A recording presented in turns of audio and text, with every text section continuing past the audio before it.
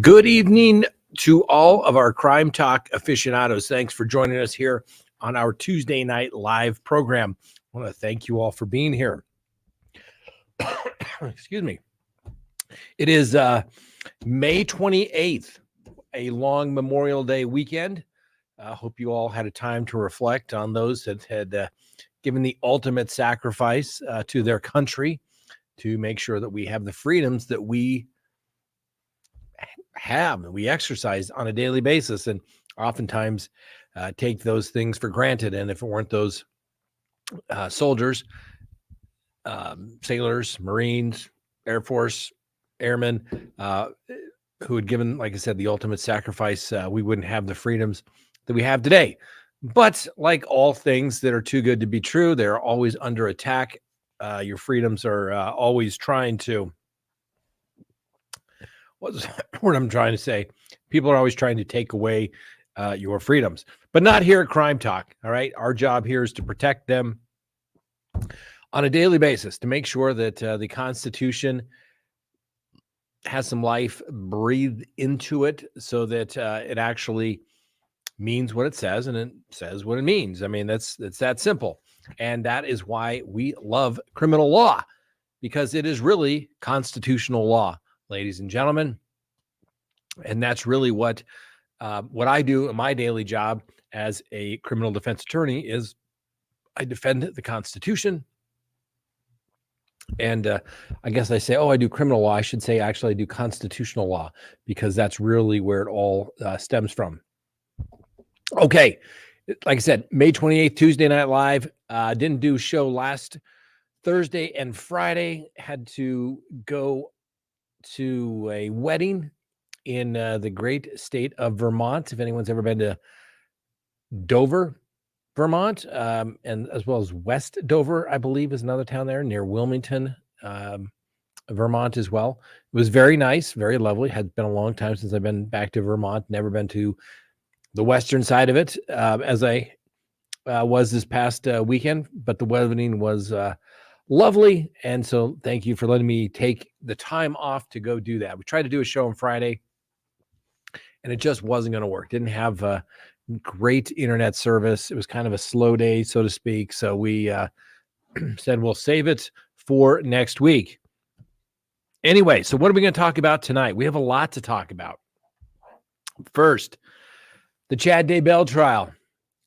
It has come to a close, and now they're going to do closing arguments tomorrow at 10 a.m. We will bring it to you live. Actually, was it before that, Frank, at 8:30? Or it starts at 10? 10 o'clock. All right. So they're going to start at 10 o'clock. Just want to make sure of that. So if you haven't watched the previous, 128 days, no, just joking. I think it was like 28 days. Once again, another long trial. Tomorrow is the time to be here to watch that trial. I think it's going to be pretty good. Like I said, I think we all have a general idea as to the way we think things are going to turn out. But the defense in this case, frankly, did a lot better than the defense in the Lori Vallow case. Just my opinion, but I've said it before. I'll say it again. It's like the attorneys for the Lori Vallow case just kind of gave up once they had the death penalty taken off the table. And, what's the word I'm looking for? It seemed like they were just kind of going through the motions. At least Mr. John Pryor, the attorney for Chad Daybell, gave it a fighting chance. You know why I like that?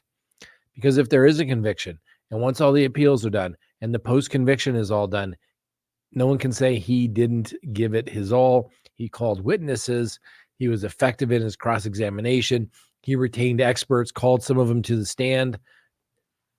He's met his competency standard, in my opinion. So he's got that going for them. So we can talk about the Daybell trial. The Karen Reed trial, once again, it was on today, but they're not going to do anything until next week. I don't know if that, what we see in the Chad Daybell trial is what I'm used to. You have a trial, you go full days, pretty much full days. Yeah, okay. It was the start of a long weekend. Let them off early. We got to go do jury instructions. Let them off. Things like that. But for the most part, you just keep trucking along. I don't know if it's an East Coast thing where this Karen Reed trial, where I practice, this would be a 4-day trial, 5 days at most. It is now into like week number 4, but they only do like part days and part weeks, part of the week, 1 day, 3 hours, and then they come back. I mean, I've never seen anything like it. I'll be honest with you. Anywhere where I practice law, you start, you go until it's over. None of this chopping it up. I think it's inconvenient for the attorneys. A trial, you want to kind of get into the groove of things. You want to call the witnesses, things are flowing, right? So we got that. Just very bizarre to me. And then another thing, it's kind of a sad, and I wish him well. And obviously, I hope it all turns out. We'll give him the presumption of innocence like we do anybody. But Nick Rakita, have you ever seen his show, Rakita Law? I've been on his show a couple of times. I don't know how many. I don't know. Maybe I think 4 total. Most of it was during kind of the COVID time period. And I've never met Nick Rakita in person, just kind of, backstage, so to speak, before I was allowed to come on. But several people let us know, and it was in the newspaper, so we're not totally speaking out of school. But unfortunately, both he and his wife got arrested. The police executed a search warrant on the house. I've got the search warrant application here in my hot little hands.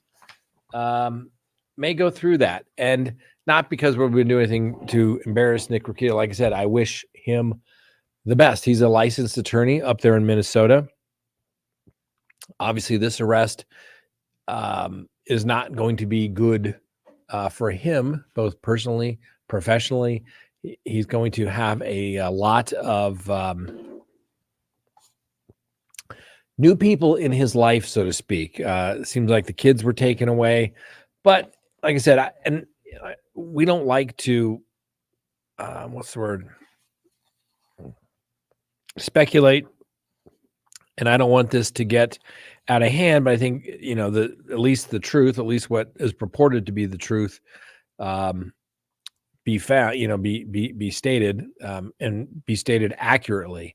The search warrant was executed. It was dated May 23rd. I believe that was the last day that he did a show. Actually, I take that back. May 22nd is when it was. The return was filed. And what it amounts to is, unfortunately, that they found what they believe to be narcotics. And there were several firearms in there. But it is a situation where it looks like a lot of the firearms were in the garage, not necessarily in the house, where the alleged drugs, the white powdery substances may have been found. And like I said, I wish him well. I mean, I am the most squeaky, clean YouTube person around. I mean, I don't drink. I love a good cigar. I don't do drugs, never have. I was always either involved in something where they were testing you, back in the 80s and 90s in the military. Just never did it. Never had any desire to do it. And I've said this before, when you come from a family with a long line of alcoholics in it, you're either going to follow down that footsteps or you're going to do the complete opposite. I did the complete opposite. And I just don't touch this stuff. Although I did when handed a glass of champagne at the wedding for a toast, I did take a sip of that, for special occasions, but I don't need a drink. And I'm not a big fan of drugs. I mean, I think I'm a very libertarian type of person, because, if you want to do drugs, fine, go do them. That's you. I just don't want to pay for your rehab when you got to go break into somebody's house to, get money for your drugs, or, there's issues with your kids and you can't take care of them correctly. Well, unfortunately, you're maybe probably not a good parent. You're just not a good parent. So I think there are more bad than good that come with drugs, literally of any type. So, like I said, I don't think I'm any sort of teetotaler in any way whatsoever, but I just see what despair that it brings to the world, and a lot of people don't see that, but I see it on a daily basis, and I'm telling you, just don't do it, man. I'm telling you, there's nothing. I've never met a client that was like, "Hey, I just did a couple of drugs. It was the best time of my life." Not a single one has ever said that. Okay. Usually by the time they get to me, things have started to go downhill. I mean, I remember once I had a case, this person worked for a political elected official, high ranking elected official. And this person, this is like a long time ago, got hooked on crack cocaine. And that particular person's low moment was when somehow she was at a party and somehow wound up naked and then running outside and hiding in the bushes. Because nobody thinks I'm going to become an alcoholic. Nobody thinks I'm going to get addicted to drugs. And in today's world, I mean, I hate to say it to you, but you just can't even trust your drug dealer these days because they don't care about you. We have the equivalent of the modern day opium wars. China sends over all the precursors to make fentanyl. They send it to Mexico, they mix it up, and they ship it over here faster than anybody can possibly say. It is just pure poison. And so, hey, if you're going to do it, do it. Go do it yourself. You go hang out, do whatever. But I don't want to pay for all your nonsense that comes with it. And eventually it always does. And, I know, like I said, I wouldn't say I was a friend with Nick Rakita, but we were acquaintances. I mean, like I said, I've been on his show several times. Mostly over COVID. And, it was during the Kyle Rittenhouse case, I think the Johnny Depp case as well. And that's really when his subscribers really took off. I think it was over 400,000, something along those lines about that time. So frankly, I wish him well. I know he's going to have issues probably with his law license, obviously, particularly if there's a conviction. I hope that if he has issues, that he will get the help that he needs and stay away from that stuff. Because, I mean, I think he told me, I think it was in one of his videos, he was quite adamant that, he had made more money 1 year doing YouTube. I think it was the year of the Johnny Depp trial than he'd ever made practicing law. And sometimes when that money rolls in like that, you do stupid stuff.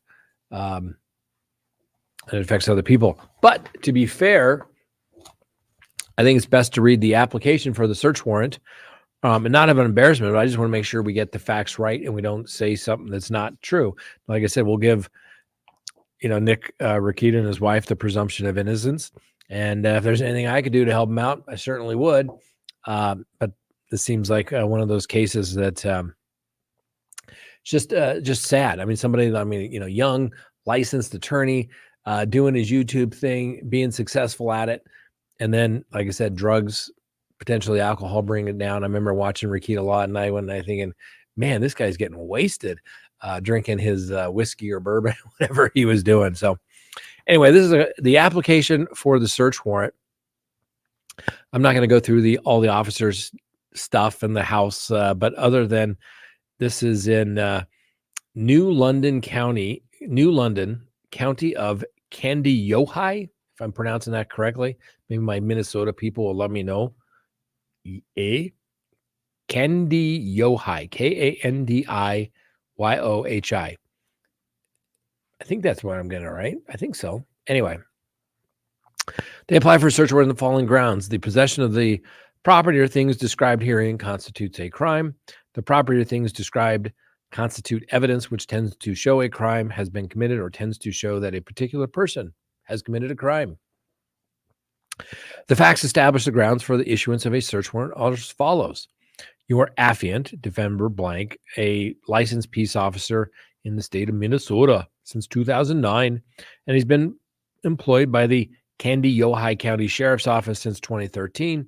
Since 2018, your affiant has been assigned to the Detective Division on a full-time basis, focusing on felony-level crimes, including but not limited to criminal sexual conduct, homicide, death investigations, missing persons, fatal motor vehicle crashes, burglary, theft, harassment, stalking, assaults, and controlled substances, child sex abuse materials, and financial crimes. From 2013 to 2018, your affiant was assigned to the Candy-Yohai County Sheriff's Office Patrol Division for investigating street-level crimes, including but not limited to driving under the influence, controlled substance crimes, thefts, burglaries, assaults, financial crimes, frauds, and domestic violence. Okay, so we're establishing the credibility of the peace officer to the judge, saying that he is not just some schmo trying to get a search warrant, saying, hey, judge, trust me, this is not my first warrant. Then it goes on that he's conducted hundreds of hours of training, but not limited to crime scene investigation, property crimes, criminal sexual conduct, criminal interdiction, assaults, domestic violence, blah, blah, blah, blah, blah. Case background. On May 16th, 2024, the Candy-Yohai County Sheriff's Office and a particular sergeant received a report regarding possible child neglect and controlled substance use. The reporter indicated that Nicholas Rakita resides at this residence in Spicer, Minnesota, in Candy-Yohai County. He resides at the residence with his wife, Kayla Rakita, and 5 children ages 6 to 16. The reporter indicated that 4 people from their church had gone to him reporting neglect to the children, possible controlled substance use, and a questionable relationship with an additional couple. It was reported that Nicholas is a social media blogger and that he and his wife, Kayla, had befriended hosts from a different local social media blogger. Those individuals were identified as Aaron Michael Imholt, and April Diane Imholt. Your affiant knows personally these are personalities of the Steel Toe Morning Show, which used to be in St. Cloud, Minnesota. However, as recent years, the show has been a social media entertainment show, strictly online based. It was reported that the Imholts may have been staying with the Rakitas at the home, and the home was in disarray and cluttered. It was reported from a church preschool teacher that the children had complained of being hungry, not being fed, and wearing the same clothes for 3 to 4 days at a time and would start to smell. Nicholas was reported to being lethargic and appearing high or drugged driving a car around. Another individual advised the reported that Nicholas will walk out randomly during sermons at church and have noticed behavioral changes in him. It was alleged Kayla looked anorexic and Nicholas had lost a substantial amount of weight recently. One individual described Nicholas of having injection or track marks on his arms. The reporter reiterated concerns for possible neglect and or controlled substance use within the home. Your affiant started to review Rakita's and Imholt's social media blogs. The blogs are commonly related to legal issues and high-profile trials, as Nicholas is a licensed attorney. Nicholas is known to drink alcoholic beverages excessively on these video blogs. I immediately noted that Nicholas' appearance in recent months has changed. In videos from January 2014 compared to May 2024, Nicholas appears to have lost weight, appears tired, and overall appears strung out, common with controlled substance users. Nicholas commonly referred to his studio as his basement in his own residence. Nicholas has been the victim of swatting phone calls and is known to your affiant and the Candy-Yohai County Sheriff's Office because of these calls. When the Candy-Yohai County Sheriff's Office responded to his calls, they were at his address. While reviewing Imholt's social media video blogs, Aaron recently indicated that he and April were getting divorced. Aaron goes on to say that he had experimented with cocaine 3 times and Molly 6 or 7 times in the past recently. On December 19th, 2023, the Imholt broadcasted a podcast from Rakita's studio, with the podcast being named Live from Spicer, STES 121923. Throughout Imhold's video blog, it is apparent that they and the Rakitas were friends and may have recently had a falling out. It should be noted that in the recent video of the Imholds, April has at times also appeared tired, lethargic, and strung out as well. In both Nicholas and Imholt's video blogs from Rakita Studio, it is apparent that they are in the same room and the items in the background appear the same. At one point during the Imholt's video, Nicholas walks in the background and grabs an item, which would show that the background is not a backdrop curtain and that it was the layout of the actual room. On May 22nd, 2024, Imholt did a video blog where he talked about Nicholas and insinuated controlled substance use, and also referenced a video blog that Nichols put online on May 21st, 2024 that had since been taken off the internet. Imholt indicates in this blog that Nicholas needed help and needs to get help for his kids because of his substance abuse. Imholt points out a time in the video where Nicholas has a white powdery substance on his nose. On May 22nd, 2024, your affiant was able to review the video that was taken off of Nicholas's YouTube and Rumble social media sites. And the video is from May 21st, 2024, and is of Nicholas in his basement studio talking about a Court of Appeals ruling he lost. He appears in the video to be drinking alcoholic beverages and eventually appears under the influence of a substance or substances. The entire video blog is 4 hours and 4 minutes long. Approximately 2:46 into the video, Nicholas leaves to go to the restroom. When he returns at 2:40, he appears to be making an excited look and has a white powdery substance on his nose. Your affiant believes his behavior is indicative of central nervous system stimulants. Your affiant believes, based upon training experience as well as the behavior of Nicholas, that he ingested this white powdery substance through his navel cavity while off camera. Your affiant knows through training experience that ingesting controlled substances through the navel cavity is common amongst controlled substance users and is often referred to as snorting. Your affiant also noted that throughout the video, Nicholas is so under the influence of a substance to the point he has to close one eye to read his screen, rambles and slurs his speech. Nicholas would obviously not be able to care for his children in this state of intoxication. It should be noted that your affiant was a drug recognition evaluated for several years, and based upon your affiant's training experience, the behavior of Nicholas in his video blog indicates polysubstance use, meaning it is believed he was ingesting more than one substance based on behavior, being both excited and nearly passing out. This can be consistent with using both CNS stimulants and depressants. Your affiant believes that the report of the neglect and controlled substances are consistent with the previously mentioned information.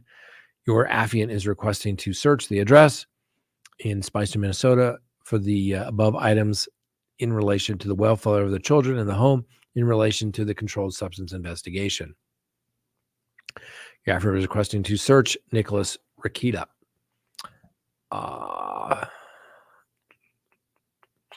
And then that was the application. Judge signed it. Then we have the return of property.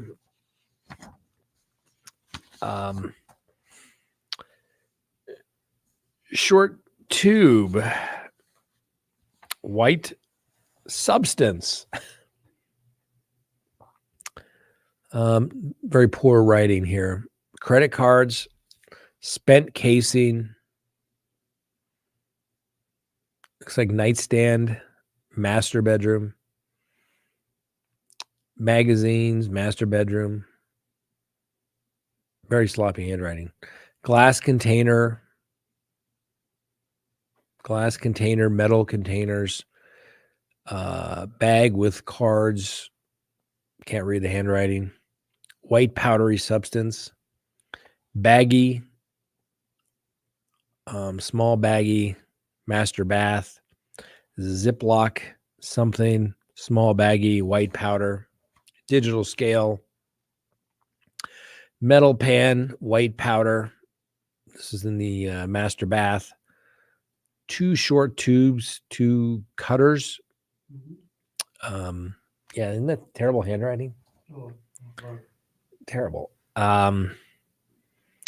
Bindle bags, white substance powder, master closet safe. Scooper for master closet safe. 2 baggies in baggie. Master bedroom. Springfield Armory 45. Sig Sauer 380 handgun. Magazine with ammo. Ammunition from garage. Remington 12 gauge shotgun. Also garage. Bullets from the master closet. So, like I said, I feel bad for Nick. Like I said, I mean, he's an acquaintance. I've been on his show. It's sad for him because he's going to lose potentially everything if these allegations turn out to be true. More than likely, the kids are going to go to social services. He's going to have to deal with bar issues as well, potentially losing his law license. I don't know off the top of my head. He goes to court and they'll make charging decisions.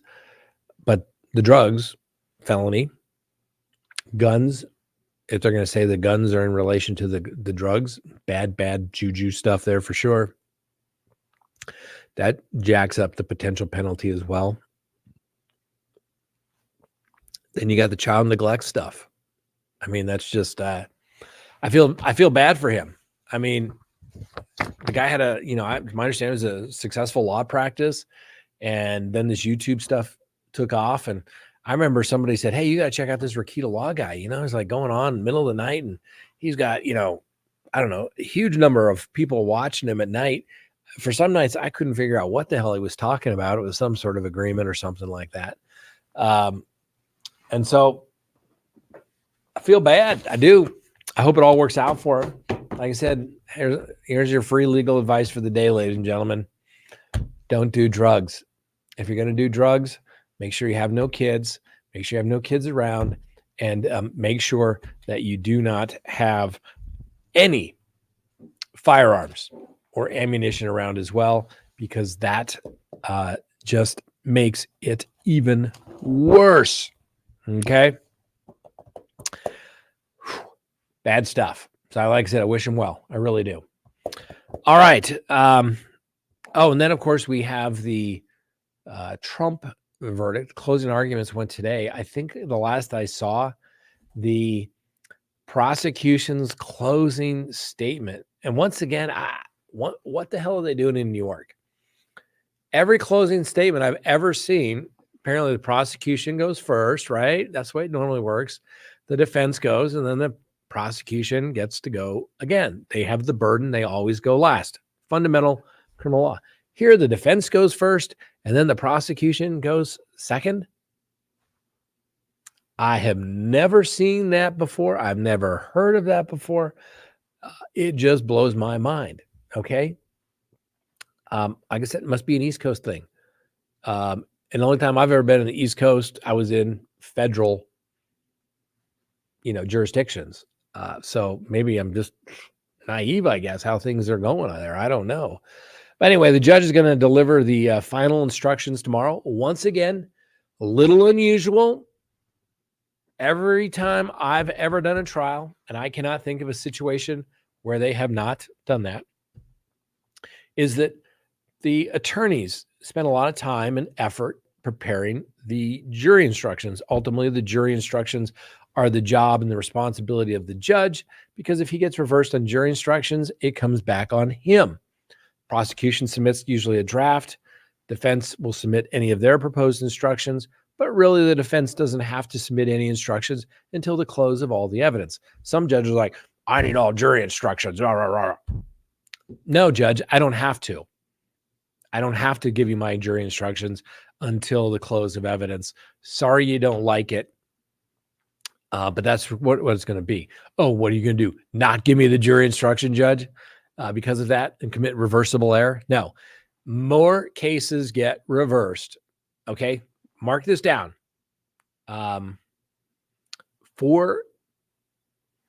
Remember this.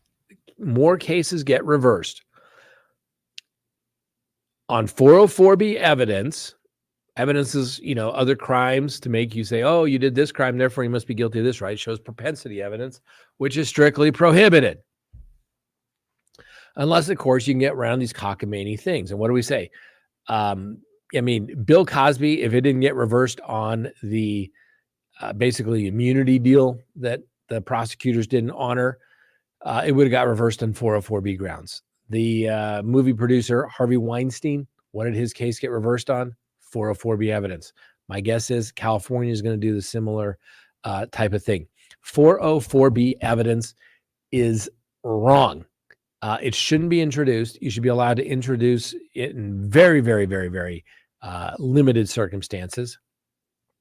Basically, in my opinion, if somebody says, you're a serial killer and you leave, some sort of mark or something, you leave a playing card, you etch something into one of the victims, something along those lines, that could kind of show, pattern of conduct, right? But just all this other stuff, it's nonsense and it comes back, okay?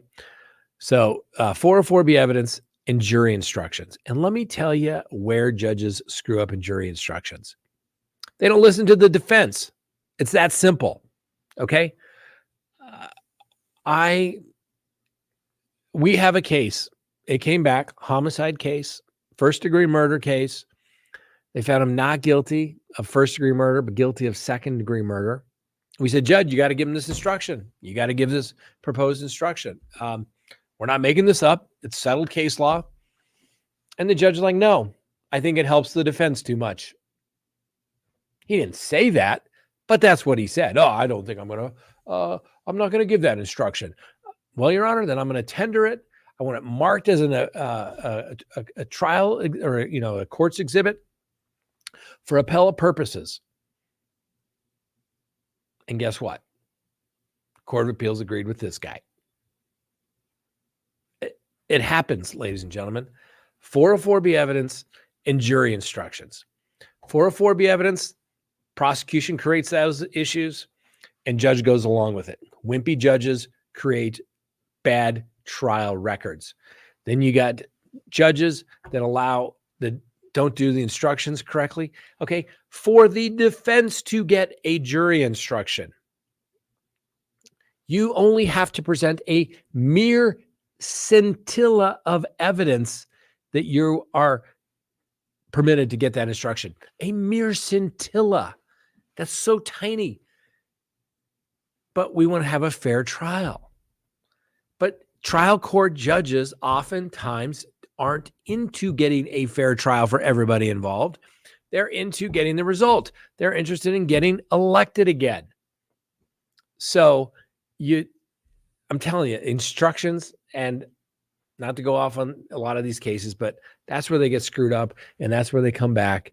And it's usually the judge.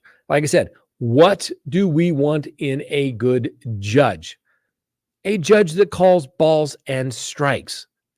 Okay, ladies and gentlemen, that's what everybody thinks. Oh, the judge is on the side of the state. I mean, he works for the state, right? Yeah, but he's supposed to be the umpire. Not supposed to have a dog in this fight anyway. Simply call the ball and strike. Statute says A. If I apply the A to the facts, this is the result that I get. The problem is judges don't like to get to a particular result because they don't want to let oftentimes the evil bad guy go free. I get it. But sometimes it's so blatantly obvious that, Judge, you're not following the law. We had this trial. It was kind of near the end of COVID. And we were doing a bunch of trials. I mean, it was like back to back. And one was not we won it. We won them both. And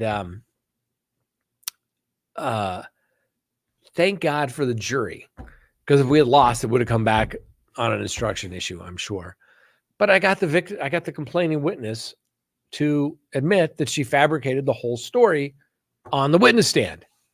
She admitted she lied. And I think it was all due to her mother coming up with these allegations. I truly do in my heart of heart. I don't think the kid knew exactly what was going on or appreciated it whatsoever. But we did that. Anyway, so we have the same judge, different case, and they pulled my client over on some total BS stop, right? The gang unit pulls my client over for tinted windows and loud music.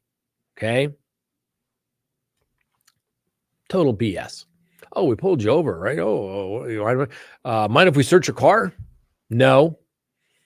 No, you can't search it. I do mind. And to make a long story short, they're like, well, we're not going anywhere until we get into the car.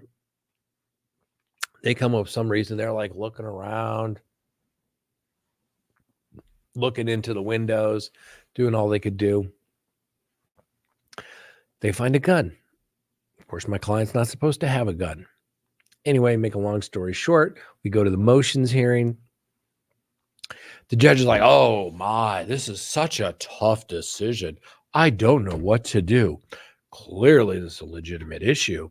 I just don't know what to do. It's a very close call. I am struggling with this so much, but I'm going to have to go along with the prosecution. Okay, judge. Anyway, we go on to trial. And remember, the judge showed up because, like, you were just in trial. Are you going to ask for a continuance? No, judge, let's go do it. He had another trial. We get transferred to another judge. The judge basically lets me relitigate the motions issue in front of the judge, in front of the jury, I mean. And they promptly found him not guilty. Not guilty. And was it because they didn't find it? No. They were so offended by the police conduct that basically it was a form of jury nullification. They found him not guilty. And the judge, if he had just followed the law, right? I had 12 everyday citizens that knew that stop stunk. Those cops were not being honest. They were making crap up. They were going to search that car. And sure, the client had stuff in there, but they were violating his constitutional rights trying to do it. But the jury said, oh no, this is wrong. So those 12 citizens had enough gumption to say, no, prosecutor, you got it wrong. And judge, they didn't know that the judge ruled on it, but they're like, we're not finding this guy guilty. No way in hell. It was jury nullification. I've always said, ladies and gentlemen, if you can present to the jury an injustice, a jury will find a way to correct it. Mark those in your notes, ladies and gentlemen. Mark those in your notes for those taking notes at home, okay?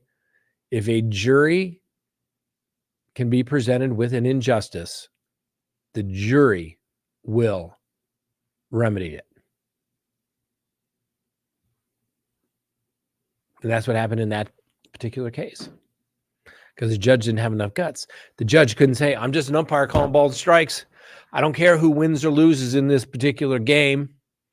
Right? Do you think the umpire is supposed to care which team wins, even though he's hired by Major League Baseball? No, he's out there to call balls and strikes. And if you can't do that, and you can't set aside your biases or your unwillingness to follow the law, go do something else. Go work for the prosecution. Go work for the defense.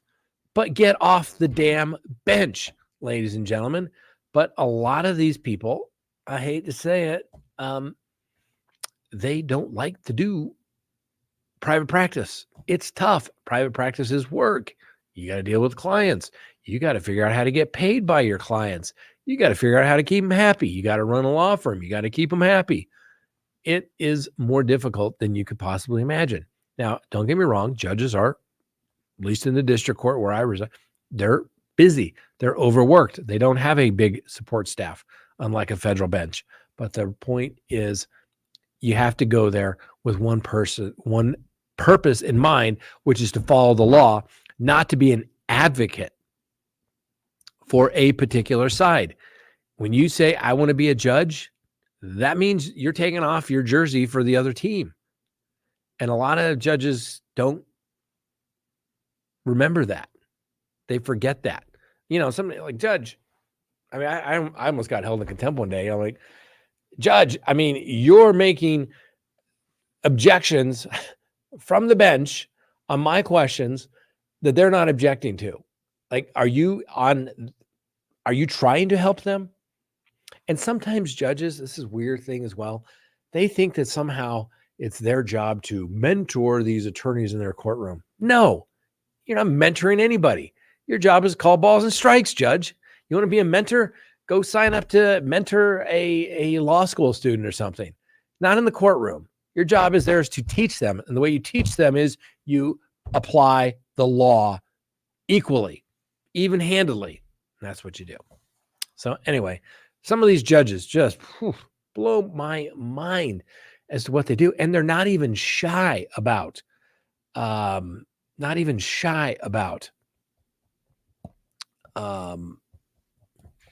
me say, I saw information to let us know, always remain respectful. Scott, the channel, and especially each other, different opinions is how we learn. Yes, we also believe in free speech. All right. People don't necessarily have to. I mean, there are some channels you can go to if you don't believe in what they're preaching, so to speak, as it relates to a particular case. You know, they're like, shouldn't be here. We don't want your opinion here. Oh, okay. That sounds like pretty boring. Listen to a freaking echo chamber all day long. The reality of it is free speech is a good thing, right?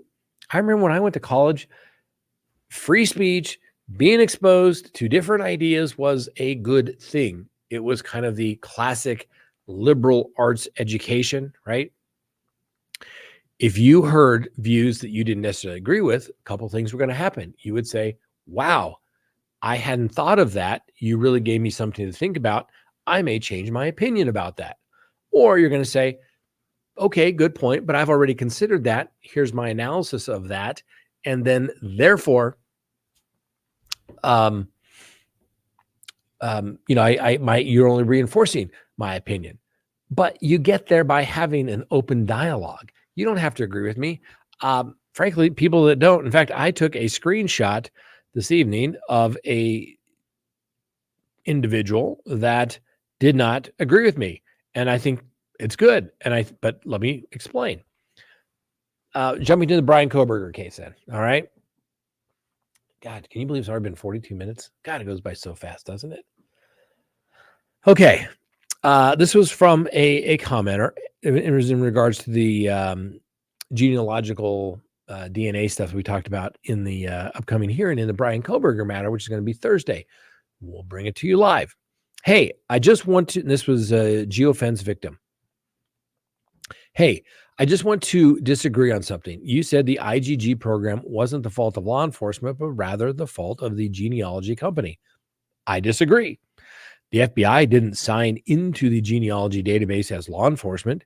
They signed in as a civilian in order to get access to everyone, including those who opted out from appearing in law enforcement searches. The FBI then acted as a civilian and submitted an anonymous tip to the Moscow PD with the information. While I don't believe this violated Kohberger's rights, it did violate the terms and service and did invade the privacy of the opt-out users who appeared in the FBI search results. I hope that those people have been alerted and someone files a lawsuit against the FBI. As for the sheath DNA, Kohberger could have touched the sheath anywhere, maybe while shopping in a Walmart. I hope they have a fingerprint on the window, for example, and not just the knife sheath DNA. So,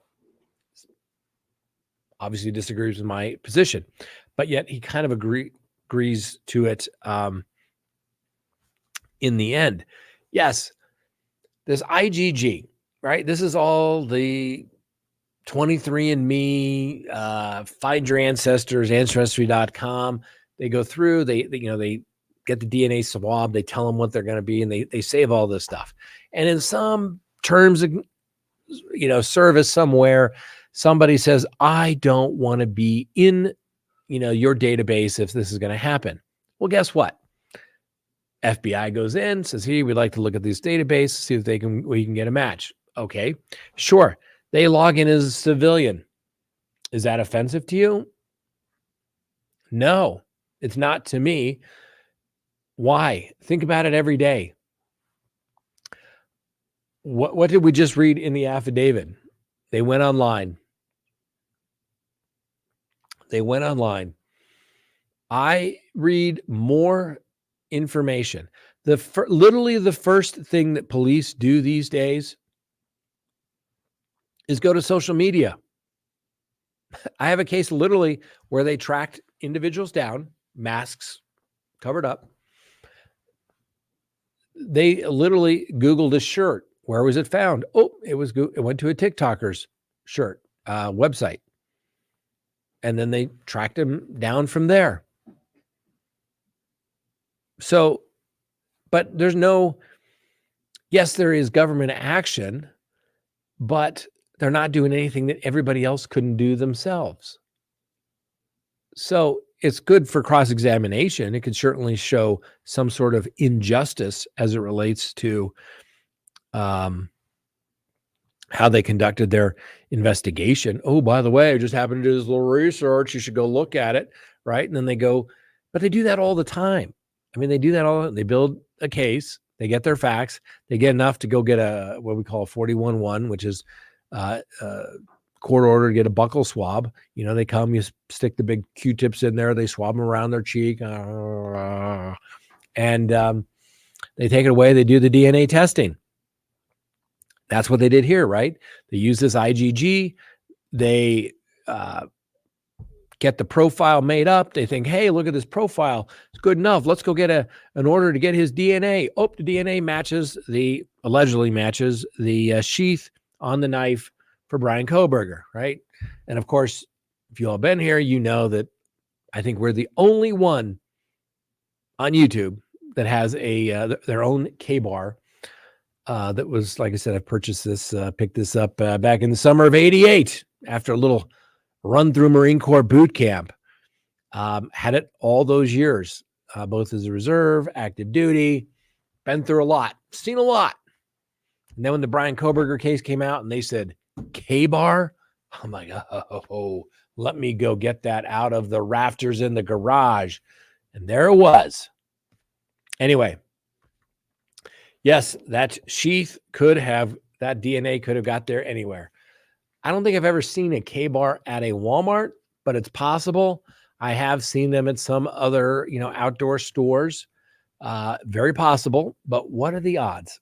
What are the odds that it just happened to be there? And of course, the genealogical map. And don't get me wrong. Listen, hey, I don't want my DNA anywhere, right? I mean, we just don't want privacy. Okay. I know everybody puts everything out there. Oh, this is this, look at that. But pretty soon, being completely incognito is going to be the new cool. We do stuff on this YouTube channel. We put stuff up. But I still try to keep, a general sense of privacy. But guess what? It goes completely out the door when you pick up this phone. And you have this phone. You have no privacy. We can. We have a link. We have an Amazon affiliate program, and we have a link there where you can get the Faraday bags. For complete privacy. And I've done it where I put my phone in the Faraday bag and I go to my, iPad and I take a look at it. Okay, here's my phone. And I put it in the Faraday bag. Oop, it's gone. I mean, that's kind of nice. But, do I want to put my phone in the Faraday bag every time I go in and out of anywhere? Do I have to check it every time? No. But I mean, not that I'm doing anything wrong, but I mean, this phone shows everything where you've been, what you've done. It's recording me right now. If I look on something, if I'm scrolling through Instagram or Facebook or Twitter, and all of a sudden I look at an ad too long, and guess what? I start getting a flurry of ads for something else. There is no privacy. And so the point that I was making as related to the IgG stuff and this viewers' comments, how they disagreed. I mean, it's not a violation of the Fourth Amendment. I truly don't believe it is. If it was, I'd be jumping up all and down saying, violated his Fourth Amendment rights. I don't think it is. It's good cross-examination for it. Like geofence victim said here, it did violate the terms of service to invade the privacy of the opt-out users who appeared in the FBI search results. I don't disagree. And I'm sure there's going to be some law firm somewhere that would take that particular case, just like when they have data breaches and people's information get out, and then, everybody gets, $25 coupon towards your next purchase of the company that you're sticking with, even though they completely violated your privacy. And then the attorneys get millions of dollars in their fees for settling the class action lawsuit. So I agree, but that's what it is. So I don't think that there's a Fourth Amendment violation by the police. I'm telling you what the police do. Don't live stream the crime scene is really what it boils down to. Don't take your phone to the freaking murder. Don't murder people. How's that? Even better legal advice, right? Better legal advice. There's no privacy. So, law enforcement says, we would like to get all the subscriber information for this phone number. Where were they? We saw it all in Chad Daybell, right? Try to be the defense attorney. Try to be a civil attorney. I mean, they have a specific act, federal law, that basically tells these providers that they have to comply with these subpoenas. You try to do it as if you do a plaintiff's case or, even a defense case, and you say, hey, I want to get all of that person's data from their phone. Can I go there and get it? No. What do you have to do? You have to go to them and say, please produce all your text messages, phone numbers, GPS data, etc. Would you please consent to this being, downloaded so that we can peruse your phone? What are most people going to say? No. But yet we do it every single day.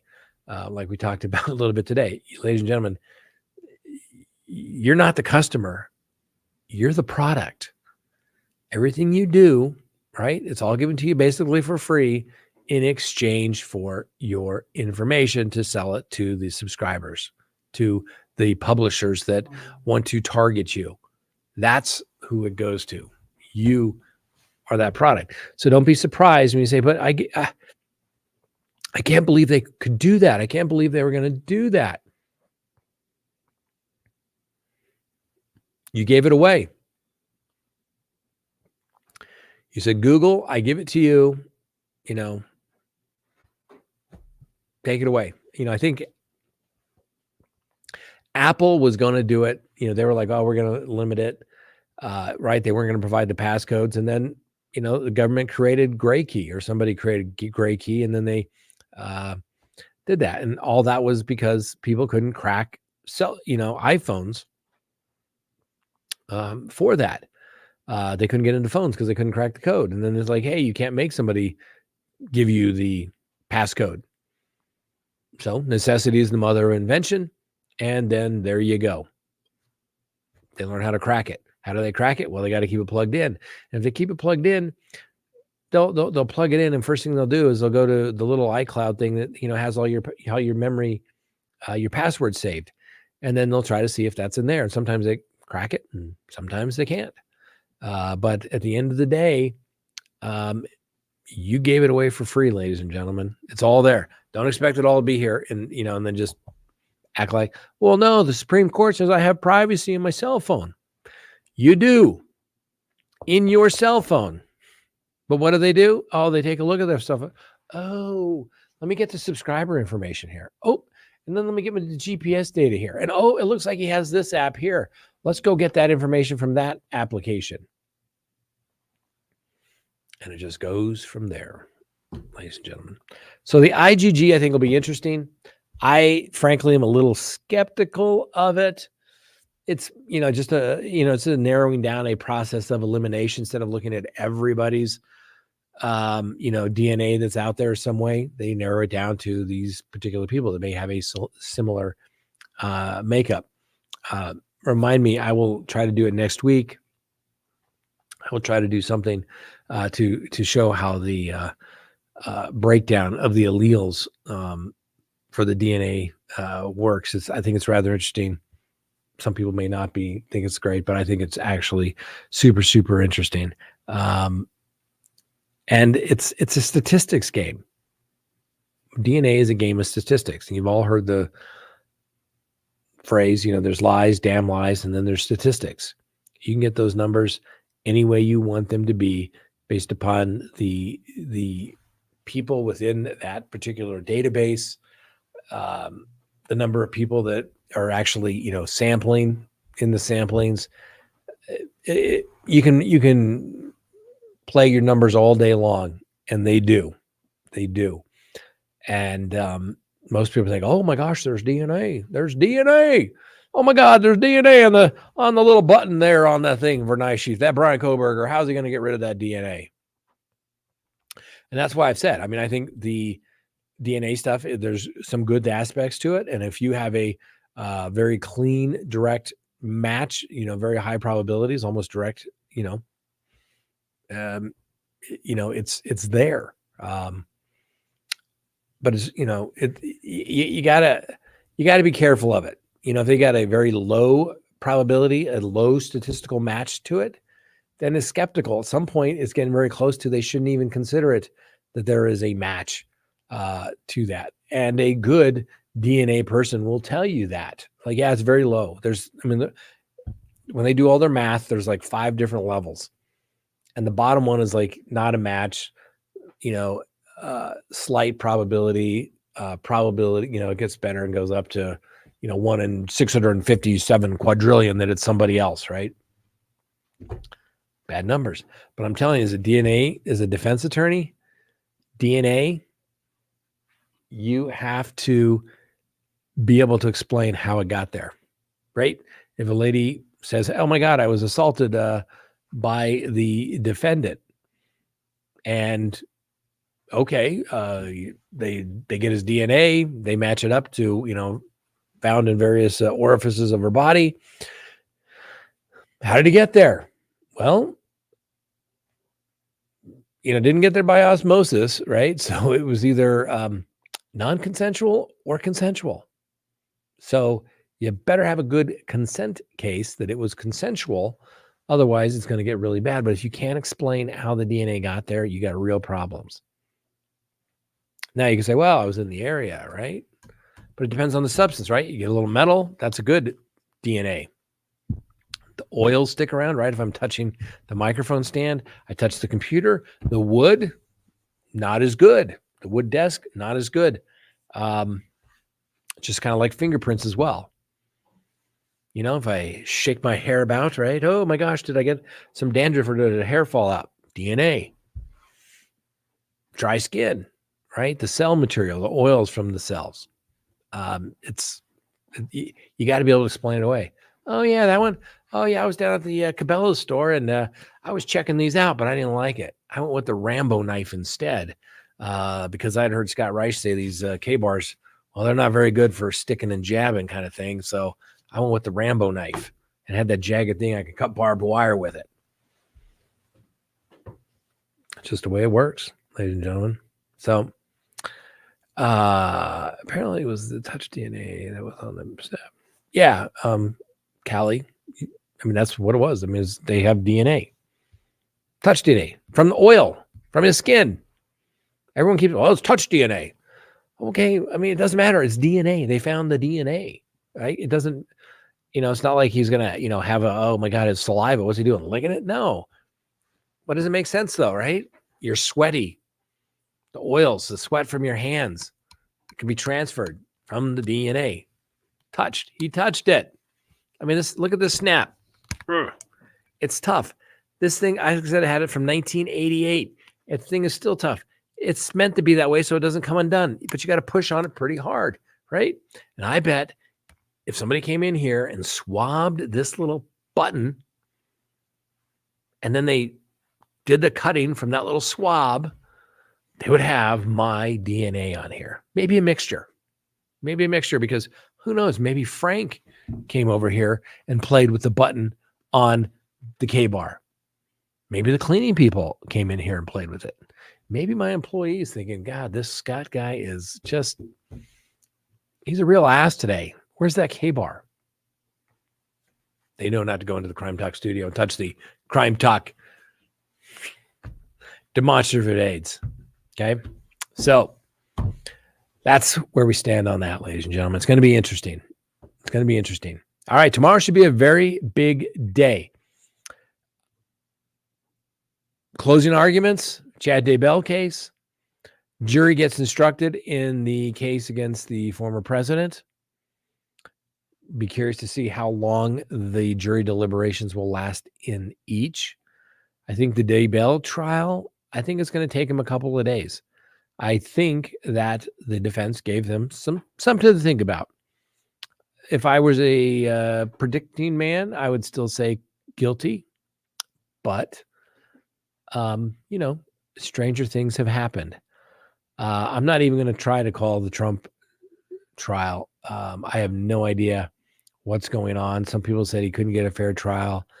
I don't like the judge's rulings, but it is what it is. And if there's a conviction, then you got to go do the appellate process just like it was any other defendant.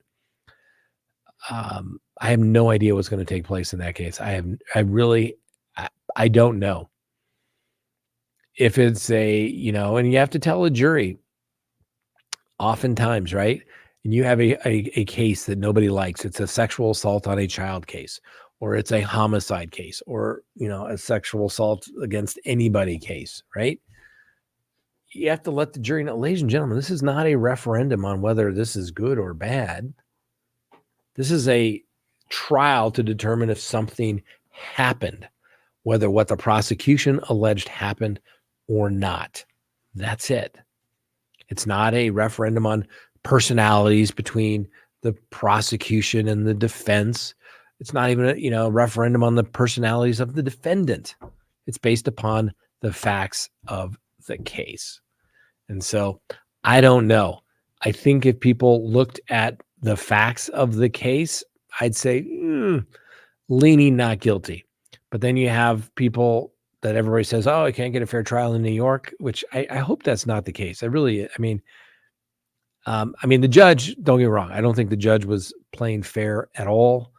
Frankly, the judge, we're not even going to go there. We'll just leave it at that, ladies and gentlemen. All right. We are going to do our Patreon show here in just a couple of minutes. We're going to finish my my dinner this evening. I tried to start scarfing it down because no matter what time we order it, we can order it at 5:00. We can order it at 5:40. It always arrives, as Frank says, at 6:04. Literally right before we go live, or 6:06, right after we start. So I'm going to finish my dinner. Then we're going to do our Patreon show. We'll talk about whatever you want. If you haven't become a Patreon member, you should do so. And just out of curiosity, you should go to our Amazon link and go buy a Faraday bag. Just out of curiosity. If you think it's worth it. I'm telling you, anonymity is going to be the new cool real soon, right? I don't know. Just out of curiosity, people want to go check it out. I know they're on there. It's been a while since we've done anything with that, but it'd be an interesting experiment to see if you feel more comfortable if your stuff's not getting there. And you got to get it sealed just right. Otherwise, your phone's still going to be on. But best way to do it, turn your phone off and then put it in the Faraday bag. But I need my phone literally 24/7. So it's tough to say, I'm going to put it in a Faraday bag every time I leave the office. Or unless I'm going to use it. Although, wouldn't that be cool? Wouldn't that just mess up Google's data so much? Anyway, we'll leave it at that. All right, ladies and gentlemen, we're going to go do our Patreon show. If you haven't become a Patreon member, now would be a perfect time to do so. And you'll get all kinds of free, cool stuff. Like we got our evidence guide. We can send you everything you ever wanted to know about the rules of evidence. I know there was a question about impeachment. We'll probably discuss that, at the Patreon show. Break that down as to how you have to do impeachment properly to do it. And so it's, try to explain something, and like I said, I wish Nick Rakita the best. Seems like he's going through some tough times. He's going to be going through some more tough times personally and professionally. And I would not wish that upon anybody. So I wish him a quick recovery and a speedy resolution to his legal woes that are heading his way. So hang in there, Nick. Gonna be okay, man. It'll be okay. Just gotta stay clean. All right. That's all I have for you tonight. Thanks for watching, ladies and gentlemen. We'll see our Patreon members over on the Patreon page in about 5 minutes.